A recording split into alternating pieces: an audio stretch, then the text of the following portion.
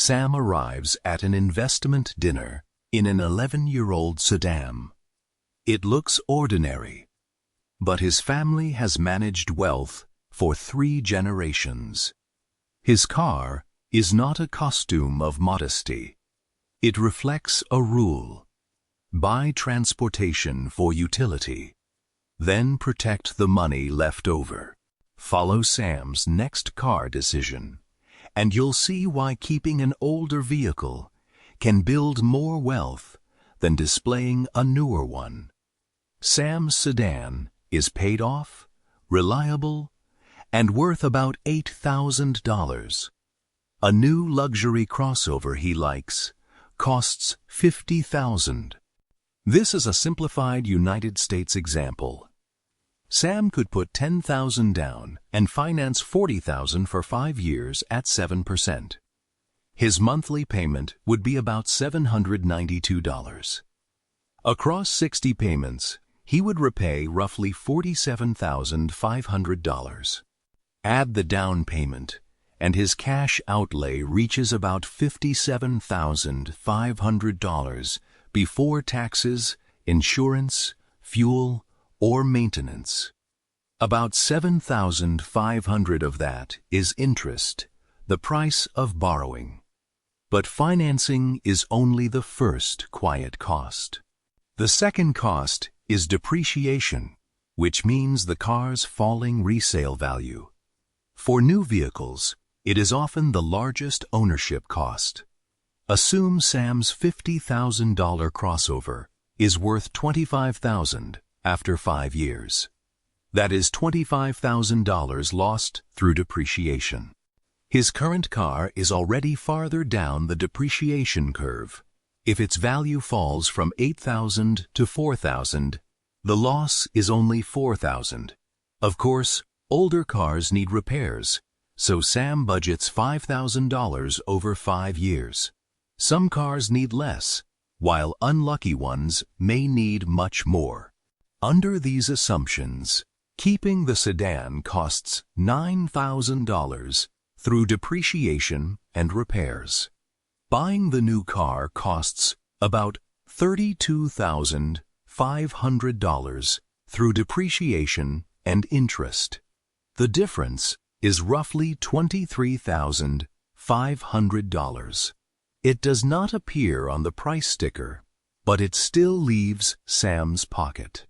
This is the first old money habit. Compare the total cost, not just the monthly payment. A manageable monthly bill can still finance an expensive decision. The second habit is understanding opportunity cost, which means what the money could have earned somewhere else. Once the money is spent, that alternative disappears. Suppose Sam invests $500 every month instead of maintaining a recurring car upgrade habit. Assume an average annual return of 7% over 20 years. He contributes a total of $120,000. With monthly compounding, the account grows to approximately $260,000 before taxes and fees. More than $140,000 comes from growth rather than Sam's contributions. The car decision matters because the same spending pattern can repeat across several decades. That return is not guaranteed, and financial markets can fall. The calculation simply demonstrates why repeated spending can have a much larger cost than today's purchase price suggests. This does not mean wealthy families never buy new or luxurious cars. Many of them do. The useful principle is separating genuine utility from social proof. A car provides transportation, safety, comfort, and sometimes business value. Once those needs are met, additional spending often buys greater visibility rather than greater function. Maintenance supports this strategy. Regular servicing, good tires, and timely repairs extend a car's useful life, and reduce the chance that neglect eventually becomes an expensive emergency. But an old car is not automatically the more sensible choice.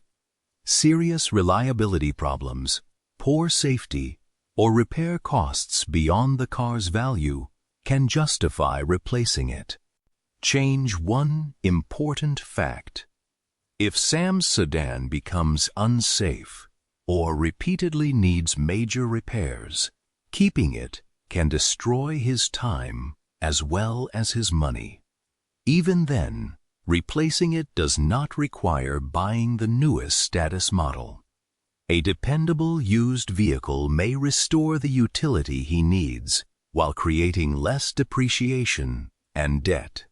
So, the real comparison is not simply old versus new. It is useful life versus image, and productive investments versus repeated consumption. Before upgrading, Sam asks himself one question. What real problem does this purchase solve? If the honest answer is other people's opinion, he waits. Old money often drives old cars because wealth is measured by what remains productive, not by what becomes visible in a parking lot.